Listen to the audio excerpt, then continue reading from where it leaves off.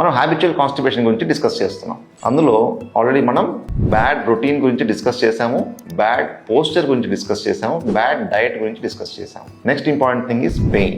Hi, నేను doctor J Srinivas Kishore, మీ pediatric surgeon and pediatric urologist. ఒక్కసారి పిల్లాడు హార్డ్ మోషన్స్ పాస్ చేసినప్పుడు మనకు మోషన్కి వెళ్ళే దారిలో చిన్న కట్ ఏర్పడుతుంది. దీన్ని టెక్నికల్గా యానల్ ఫిషర్ అంటారు. సో యానల్ ఫిషర్లో వచ్చే ఇబ్బంది ఏంటి? Severe pain. రెండవది మనం కొన్నిసార్లు ఆ మోషన్లో బ్లడ్ డ్రాప్స్ కూడా చూస్తూ ఉంటాం. అయితే ఈ పెయిన్ అనేది చిన్న పిల్లల్లో వెరీ బ్యాడ్ ఎక్స్పీరియన్స్. అంటే పిల్లలు సైకలాజికల్గా ఎలా ఆలోచిస్తారు?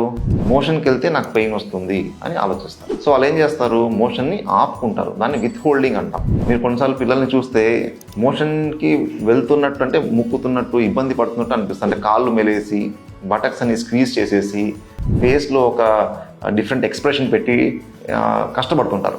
మనం ఏమనుకుంటున్నాము? తను మోషన్ పుష్ చేయడానికి ట్రై చేస్తున్నాడేమో అనుకుంటాం, కానీ యాక్చువల్గా అది పుష్ చేయడం కాదు, మోషన్ రాకుండా ఆపుకుంటారు. దాన్ని విత్ హోల్డింగ్ అంటారు. సో విత్ హోల్డింగ్ ఎందుకు చేస్తారు? వెళ్తే పెయిన్ వస్తుందేమో అనే భయం వాళ్ళకు. సో మనం పెయిన్ని అడ్రస్ చేయాలి. పెయిన్ అడ్రస్ చేయకుంటే పిల్లాడు ఎప్పుడు ఆ కాన్ఫిడెన్స్తో మోషన్ పాస్ చేయడు, ఎప్పుడు ఆ విత్ హోల్డింగే చేస్తాడు. సో పెయిన్ రిలీఫ్కి ఏం చేయాలి? సో పెయిన్ రిలీఫ్కి బెస్ట్ మెథడ్ వచ్చేసి సిట్స్ బాత్ అంటాం. సో సిట్స్ బాత్ అంటే ఏంటి? ఒక బేసిన్లో గోరువెచ్చని నీళ్ళు తీసుకొని బేబీని అందులో కూర్చోబెట్టేసాడు.